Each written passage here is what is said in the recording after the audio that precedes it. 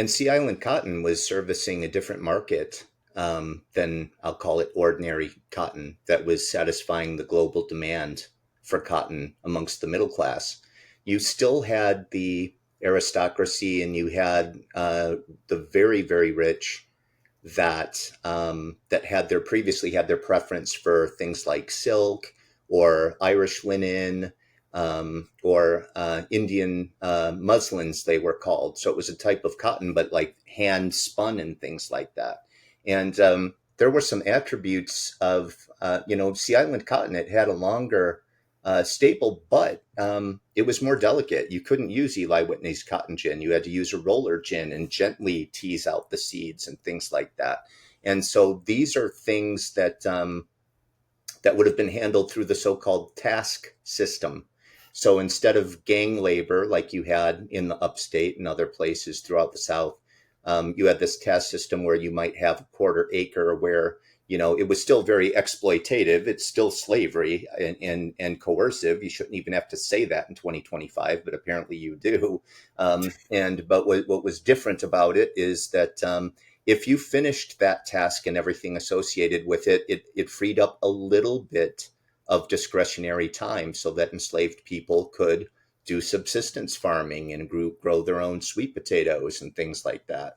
And so it led to a different culture. The Sea Islands just were different. This is why there's this distinction between, what is a Gullah person? What does that mean? You're isolated on the Sea Islands. And so, and because of that, you keep more of your traditions, you keep more of your religion, you keep more, of your food and culture and things like that. And so Sea Island cotton was one of those things that was grown, and it had a different culture. The way it was grown was just unique and distinct from the gang labor system. But it was so valuable because it was being sold to royalty. It was being sold to the aristocracy. It was a very prized, highly valuable fabric, and it was just profoundly profitable, which is what made this region of the country really one of the wealthiest in the world at that time. I'm glad. My next question was going to be leading you towards answering the task system of slavery and defining it. So I'm glad that you did that, because a lot of people always ask, why were the Gullah so different than, and I always pick on Alabama for some reason, an enslaved person in Alabama or Mississippi or Texas or, any of the other southern states. And it was because of the task system. It was because of the isolation that they had on the islands and the natural barrier of water that the islands gave to the enslaved. So, unless you knew how to swim or had a boat, you're staying on the island.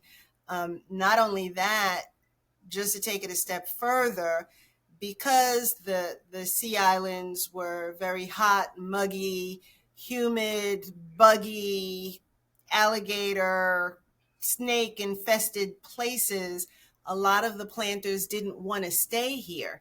And so that's why the task system was here, because in a lot of cases, there was just an overseer, not a slave owner who was here, that was making sure that the work was getting done. And I'm so glad that you also said that a lot of people thought that the task system made slavery for the Gullah easier.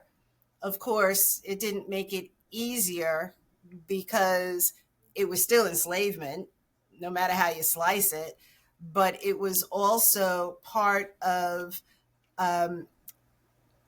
the way that they were able to maintain those traditions and the culture. Not to mention, and just because I said that it was the way that it was, rice plantations were some of the most difficult dangerous plantations that existed right up there next to sugar plantations. So the Gullah didn't have it easy at all. It was just different.